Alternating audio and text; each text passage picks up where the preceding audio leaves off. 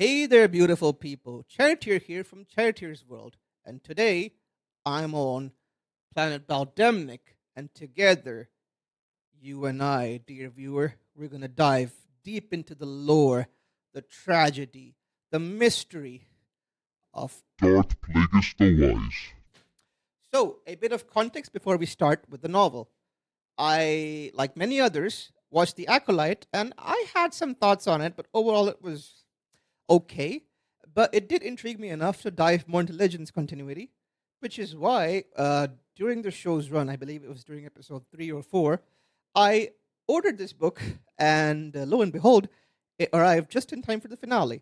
So, without further ado, we're going to start with the prologue for this book. Okay? Are you ready? Here we go. All right. So, prologue. A tremor took hold of the planet. Sprung from death, it unleashed itself in a powerful wave, at once burrowing deep into the world's core and radiating through its saccharine atmosphere to shake the stars themselves. At the quake's epicenter stood Sidious, one elegant hand poised on the burnished sill of an expansive translucency, a vessel filled suddenly to bursting, the force so strong within him that he feared he might disappear into it, never to return. But the moment didn't constitute an ending so much as a true beginning, long overdue.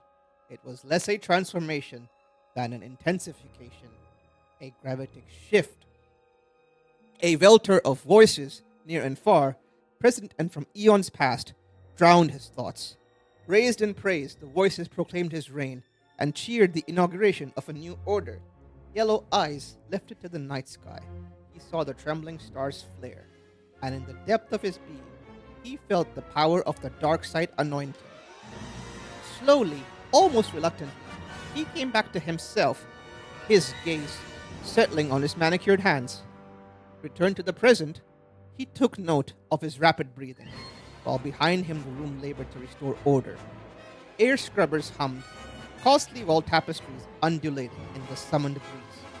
Prized carpets sealed their fibers against the spread of spilled fluids. The droids shuffled in obvious confliction. Sidious pivoted to take in the disarray. Antique furniture overturned, framed artwork askew, as if a whirlwind had swept through, and face down on the floor lay a statue of Yanjon, one of 4 law-giving sages of Duarte, a piece Sidious had secretly coveted. Also sprawled there, Plagueis, his slender limbs, splayed and elongated head turned to one side, dressed in finery, as for a night on the town, and now dead. Or was he?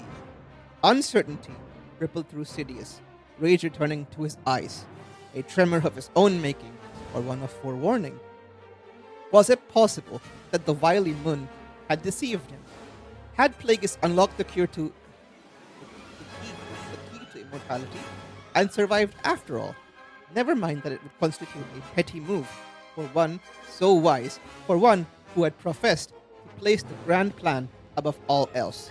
Had Plagueis become ensnared in a self-spun web of jealousy and possessiveness, the victim of his own engineering, his own foibles? If he hadn't been concerned for his own safety, Sidious might have pitied him. Wary of approaching the corpse of his former master, he called on the Force to roll the aged moon over onto his back. That angle, Plagueis looked almost as he had, when Sidious first met him decades earlier.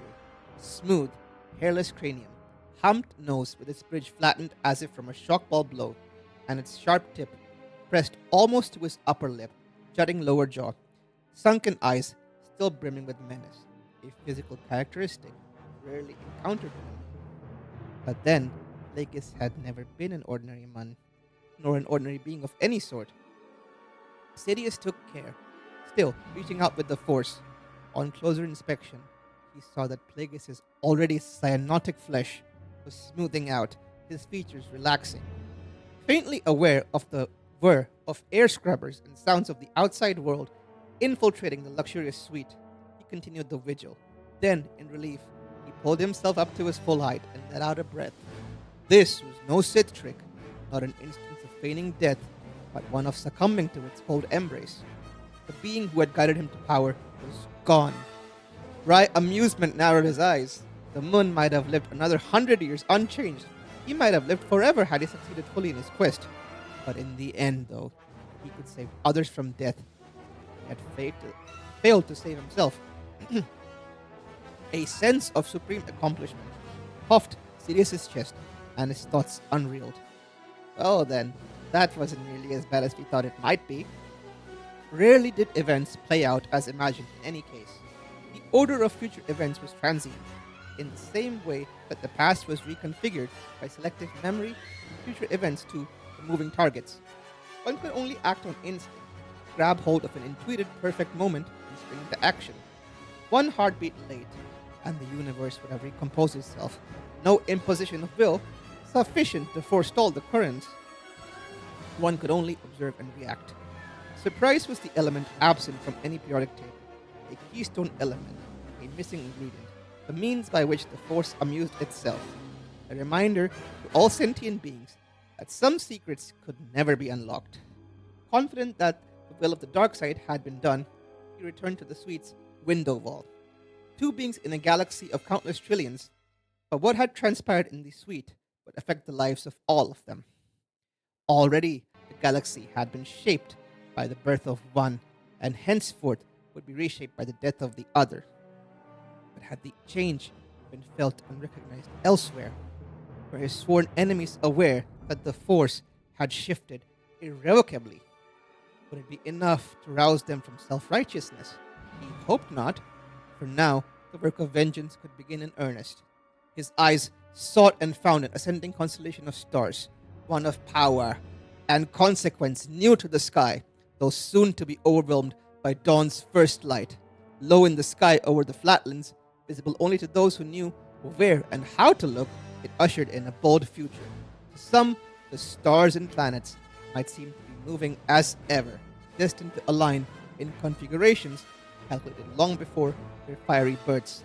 But in fact, the heavens had been perturbed, tugged by dark matter into novel alignments. In his mouth, Sidious tasted the tang of blood. In his chest, he felt the monster rising, emerging from shadowy depths and contorting his aspect to something fearsome, just short of revealing itself to the world. The dark side had made him its property, and now he made the dark side his. Breathless, not from exertion, but from the sudden inspiration of power, he let go of the sill and allowed the monster to ride through his body like an unbroken beast of range or prairie. Had the Force ever been so strong in anyone? Sidious had never learned how Plagueis' own master had met his end. Had he died at Plagueis' hand? Had Plagueis too experienced a similar exultation on becoming a sole Sith Lord? Had the beast of the end time risen then to peak at the world it was to inhabit, knowing its release was imminent? He raised his gaze to the ecliptic. The answers were out there, coated in light, speeding through space and time. Liquid fire coursing through him. Visions of past and future riffling through his mind. He opened himself to the reconfigured galaxy, as if in an effort to peel away the decades. Right, so that's it for the prologue. The next time on our, this live reading thing of Star Wars Darth Plagueis, I'm going to be starting with chapter 1 of part 1. Also, I don't know if I addressed this before, but the camera thing, it's unfortunate my camera kind of looks like shit right now because Apple messed up their beta software. So hopefully that's solved by the time of the next software beta. If you're listening to this elsewhere, like on a podcast platform, say, that's not really a concern. But yeah, this was enjoyable, and next time we will be starting chapter 1 of part 1, Ascension. So yeah, hope you guys enjoyed. Have a beautiful day, and may the Force be with you always.